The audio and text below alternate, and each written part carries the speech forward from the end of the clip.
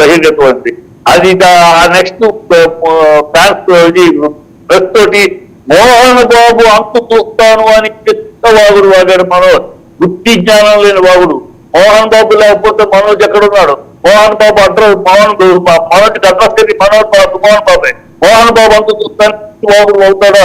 ఒక కొడుకుతో ఉండి ఆ వాగుడు వల్ల మీడియా మొత్తం ప్రబలించింది. ఇది అతను తప్పుదారికి దారి తప్పిన పిల్లాడు, దారి తప్పిన కొడుకు. ఆ కొడుకుని సరికేరు దారిలో తెచ్చుకోవడానికి ఏ తండ్రి అయినా కష్టపడతాడు, ఏ తండ్రి అయినా ఆలోచిస్తాడు. ఒక కొడుకులు ఎదుగుతున్నాడు, ఒక కొడుకులు అయిపోతున్నాడు అని ఒక తండ్రిగా ఒక కొడుకుని భవిష్యత్తుని కొడుకు తప్పుదారులు పెట్టాడు, అతను చక్కగా మనం తెచ్చుకోవాలని పడే తపనలో మార్గంలోనే నిన్న జరిగింది. అది సామధాన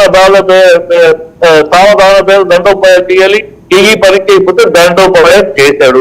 ఒక తండ్రి కొడుకును కొడతాడు, నీకేంటి నాకేంటి. ఒక తండ్రి కొడుకును కొడతాడు, చేస్తాడు.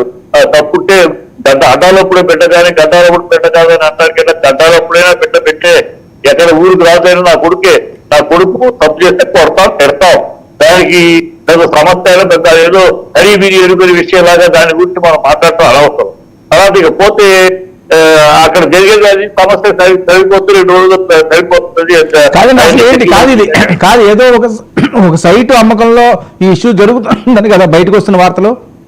సైట్ అమ్మకం కాదు, టోటల్ గా ఆ పిల్లాడు కోరుకునే వేరే అతని యూనివర్సిటీ ప్రాపర్టీస్ లో అతను చెందిన కన్నా విద్యుత్ చెందిన ఎక్కువ రేట్ వెళ్తుంది.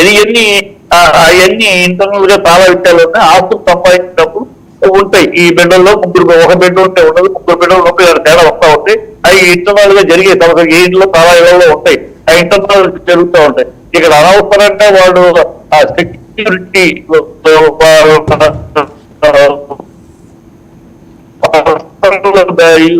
పర్సనల్ గ్రూప్ ఉంటారు కదా, వీళ్ళకి 100 ఎడగాల్సి.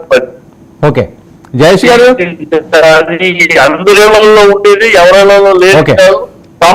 సంపాదించబడిన అన్ని కుటుంబాల్లోనూ ఇలాంటి దాదాపు ఉంటాయి. ఇదేదో కొత్తగా మోహన్ బాబుతో వెళ్ళినట్టు, మోహన్ బాబు గరీబ్ ఎరుగురు జరిగినట్టు మనది ప్రస్తుతం రావడం పొరపాటు, దురదృష్టకరం.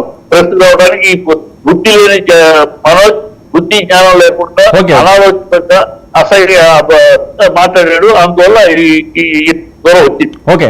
మీరు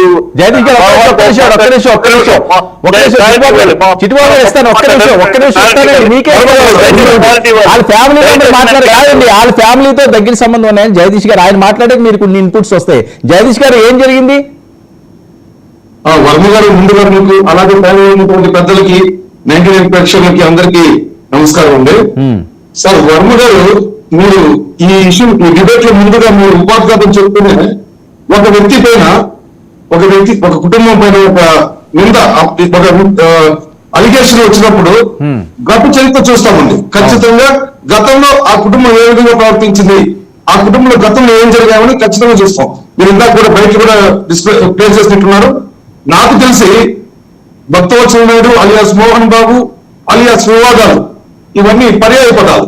మోహన్ బాబుకు వివాదాలు ఈ రోజు కాదు, అతను ఎప్పుడైతే సినిమా కెరీర్ స్టార్ట్ అయిందో ఆ రోజు నుంచి కూడా ఆయన వివాదాల్లోనే ఉన్నారు. ఆయన వివాదాలకు ఆయన కొత్త కాదు, మనకు కూడా ఉండదు కొత్త కాదు.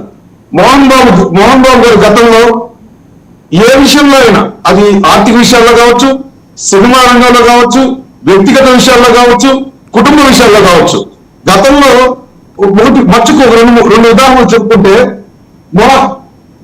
డిస్టర్బెన్స్ అంటే చంద్రబాబు గారికి అత్యంత సన్నిహితుడైనటువంటి శంకర్ రెడ్డి అనే వ్యక్తిని అప్పుడు తనతో పాటు ఉన్నటువంటి శ్రీహరితో కలిసి తిరుపతి రాత్రిపై దాడి చేశారు ఒక ల్యాండ్ డిస్ప్యూట్ విషయంలో. ఆ దాడిలో వీళ్ళందరూ ముద్దాయిలు కూడా, ఆ కేసు కూడా రిజిస్టర్ అయింది.